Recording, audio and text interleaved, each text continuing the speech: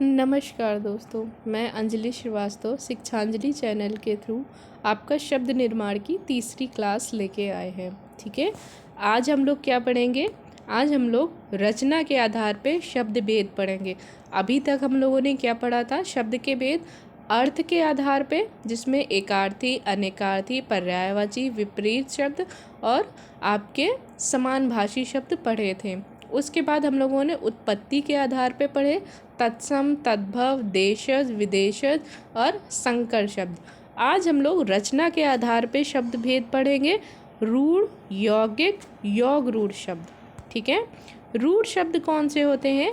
जो शब्द एक विशेष अर्थ या वस्तु के लिए प्रयोग हो या अपने मूल रूप में प्रयोग हो, उन्हें हम लोग क्या कहते हैं? रूढ़ शब्द कहते हैं। जैसे कुर्सी, कुर्सी का मतलब है वो कुर्सी, आपको उसका अर्थ पता चल रहा है, खाना, पीना, पान, पैर, हाथ।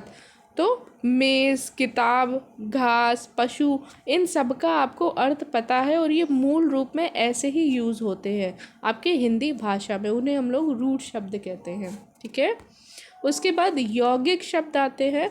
यौगिक शब्द कौन से होते हैं? वे शब्द जो दो या अधिक शब्दों के योग से बने हों। ठीक है, जैसे हिमालय। हिमालय क्या है हमारा? हिम प्लस आलय, मतलब हिम मतलब बर्फ का घर, तो उसे हम लोग हिमालय कहते हैं। दीपावली, दीप अवली। ठीक है, तो इन दोनों से मिल के बना हुआ है दीपावली। रसोई घर, रसोई घर किससे मिला है? रसोई और घर से मिलके।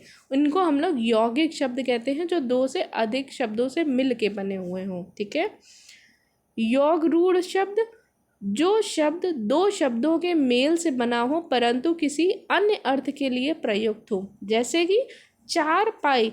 चारपाई हमें उसके शब्द से पता चल रहा है कि जिसके चार पैर हों, लेकिन चारपाई से आपको उसकी इमेज क्या आ रही है? वही चारपाई आएगी। आपको चार पैर वाली तो कुर्सी भी होती है, मेज़ भी होती है, लेकिन वो नहीं आएगी। चारपाई, चारपाई दो शब्दों से मिलके बना है, मतलब वो चार पैर, लेकिन चारपाई सिर्फ चारपाई के लिए ही प्रयुक्त होती है, हर चार पैर वाली चीज़ के लिए नहीं होती है। जैसे दशानन, दशानन का मतलब हो गया जिसके 10 सिर हों।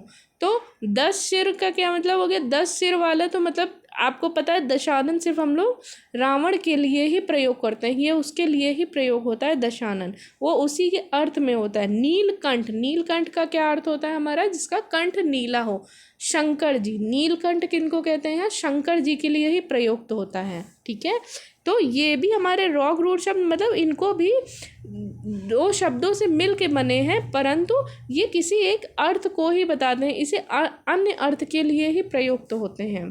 ठीक है, अब जो हम लोगों ने यौगिक शब्द देखे थे, ये जो दो शब्दों से मिल के बने होते हैं, अब इनमें जो वो दो शब्द होते हैं वो किन किन प्रकार से भेद हो सकते हैं उनके, वो हम लोग देखेंगे। ठीक है, तो यौगिक शब्दों के कौन कौन से भेद हो सकते हैं? उपसर्ग के प्रयोग से, प्रत्यय के प्रयोग से, उपसर्ग व प्रत्यय दोनों के प्रयोग से, और शब्दों के योग समास विधि से। इतने होते हैं। ठीक है, हम लोग इनमें कौन कौन से मेन पढ़ेंगे? उपसर्ग के प्रयोग से और प्रत्यय के प्रयोग से।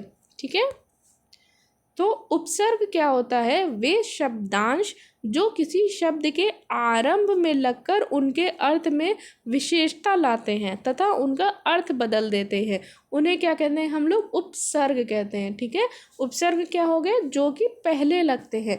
कोई भी शब्द है उसके पहले लग के उन मूल शब्द का अर्थ बदल देते हैं, उन्हें हम लोग उपसर्ग कहते हैं। ठीक है, अब हम लोग बहुत से एग्जाम्पल्स उदाहरण देखेंगे जो हिंदी में, ये हमारे जितने हैं ये सारे हिंदी के उपसर्ग हैं। ठीक है, ये सारे हिंदी के हमारे उपसर्ग हैं। आ और अन जो हमारा उपसर्ग है, इनका क्या मतलब होता है? ये जिस भी शब्द में लगते हैं उस चीज़ को जैसे मना करना या उस चीज़ को रोकना। तो जैसे असत्य, मतलब सत्य का उल्टा असत्य। अध का मतलब होता है आधा, कोई चीज़ आधा हो, अपूर्ण हो। जैसे अधमरा, वो अधमरा है, तो उसको क्या कहते हैं? मतलब आधा। ठीक है, मतलब वो पूर्ण नहीं हो, अपूर्ण हो वो चीज़। ठीक है, उनका मतलब होता है एक कम। जैसे एक कम तभी कहते हैं 29। ठीक है, 79। तो 29 का मतलब क्या हो गया? 30 से एक कम, उसका मतलब हो गया 29। ठीक है, उसके बाद अ या अव, अवगुण। ठीक है, अवगुण, तो मना करना, जैसे उस चीज़ को ना होना, ठीक है। दू का मतलब क्या होता है, हीन, बुरा, जैसे, ठीक है। तो और उसको दुगना दो में भी यूज़ किया जा सकता है, ठीक है, जैसे दुर्बल, ठीक। नी डर, जैसे उस चीज़ का अभाव होना, डर का अभाव होना, ठीक है। बिन मतलब कोई चीज़ निषेध, जैसे बिन बादल बरसात नहीं कहते, तो बिना बादल के ही बरसात, तो बिन बादल, बिन यूज़ होता है, ठीक है। भर, जैसे भर मतलब पूरा, ठीक, पूरा भरा हुआ, उसको हम लोग क्या कहते हैं, भरपूर। कुकर्म मतलब कु का क्या हो गया, बुरा होना, हीन होना, तो वो यूज़ होता है कुकर्म। सु का मतलब होता है उसके साथ होना, श्रेष्ठ, जैसे सुडौल, तो मतलब कि वो मतलब एक सुडौल चीज़ होना, सुंदर होना, ठीक है। अब इसके बाद संस्कृत के कुछ उपसर्ग होते हैं, जैसे कि अति। अति का क्या मतलब होता है, बहुत ज़्यादा, अधिक होना, ठीक है। तो अतिक्रमण मतलब कहीं अतिक्रमण नहीं होता है बहुत ज़्यादा, तो अतिक्रमण हो गया। अधि, तो अधि का क्या मतलब होता है, किसी के ऊपर होना, ठीक है। अधिनियम, अधिनियम, ठीक है, नियम। तो उसके बाद आता है हमारा अनु, मतलब किसी के पीछे, किसी के साथ समान, तो अनुकूल, ठीक है, अनुकूल। अप को क्या कहते हैं, अपमान, ठीक। अभी का अभिमान, अव का अवतार, आ का आजीवन, ठीक है, मतलब तब तक होना, ठीक है, आजीवन। उत या उद का उत्साह। दुष का क्या क्या हो सकता है, दुराचार, जैसे दुराचार। नि का निवेश। निर, जैसे निर या निश का निर्भय। परा का पराक्रम, परि का परिश्रम, प्रबल, प्रति का प्रतिदिन, वी का विवाद, सम का संवाद, सुपुत्र, सु का सुपुत्र, ठीक है। अब आते हैं हमारे उर्दू भाषा के थोड़े से, मतलब जो क्या कहते हैं हमारे प्रयोग होते हैं उपसर्ग, जैसे कि अल को जैसे अलविदा करना, जो हमेशा के लिए जैसे हो, निश्चित होना, ठीक है। एन का मतलब क्या होता है, एन वक्त, ठीक है। कम का मतलब तो थोड़ा ही हुआ, कमज़ोर। खुशहाल। गैर कानूनी। दरबार, ठीक है। नापाक होना। फिलहाल। बगैर। बदनाम। बर्बाद। बाकायदा, जैसे बिल्कुल। बिला शर्त। बेजान होना। लापता। सरताज। हमदर्द। हर वक्त, ठीक है। ये सारे के सारे आपके उपसर्ग होते हैं, ये हमने हिंदी के पढ़े थे, ये सारे के सारे आपके संस्कृत के होते हैं, और ये हमारे उर्दू भाषा के होते हैं, ठीक है। उसके बाद हमारे आते हैं प्रत्यय शब्द। प्रत्यय क्या बना हुआ है, जो आपके दो शब्दों से बना हुआ, जैसे प्रति और अ। इनका क्या अर्थ होता है, साथ में, बाद में, ठीक है। तो इन शब्द का मतलब हो गया जो बाद में प्रयुक्त होते हैं, ठीक है। अब बहुत सारे प्रत्यय होते हैं, उनमें से कुछ के एग्जाम्पल्स लिखे हैं, जैसे अक्कड़, जैसे पी और घू में लग जाएंगे तो पी अक्कड़, घुमक्कड़, ठीक है। अना, जैसे पढ़ और दे में लगेंगे, पढ़ना, देना।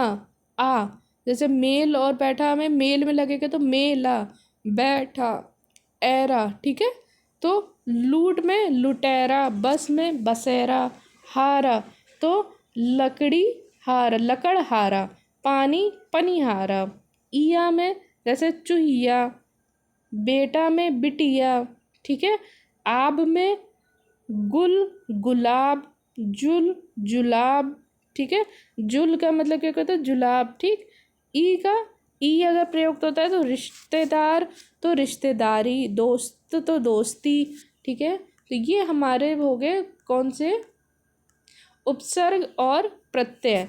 तो हमने सबसे पहले क्या पढ़े, वो शब्द, रूढ़ शब्द जो अपने मूल रूप में ही प्रयोग किए जाते हैं, उनको हम लोग रूढ़ शब्द कहते हैं, ठीक है। यौगिक शब्द जो दो शब्दों से मिलके बने हैं, और उनके किन किन शब्दों से, या तो उपसर्ग मिलके बन सकते हैं, प्रत्यय मिलके बन सकते हैं, दोनों को मिलके बन सकते हैं, ठीक है, संधि से बन सकते हैं, ठीक। उसके बाद हमारा कौन सा आता है, योग रूढ़। ऐसे शब्द जो दो शब्दों से मिलके तो बने हो, परंतु उनका अर्थ एक मतलब विशेष अर्थ हो उनका, जैसे चारपाई। चारपाई का मतलब चार पैर, लेकिन हर एक चीज़ के चार पैर वाले को चारपाई नहीं कहते हैं। दशानन, नीलकंठ, ठीक है। तो तो यौगिक शब्दों के भेद, उपसर्ग, उपसर्ग क्या होते हैं, आरंभ में लगते हैं जिसे विशेष अर्थ, ठीक है, ये हमारे सारे उपसर्ग हो गए। प्रत्यय जो बाद में लगते हैं जैसे ये हो गए, ठीक है। धन्यवाद क्लास। आज हम लोगों ने क्लास में हमारे क्या रचना के आधार पे शब्दों को पढ़ा है। अगली क्लास में हम लोग विकार के आधार पे शब्दों के भेद को पढ़ेंगे।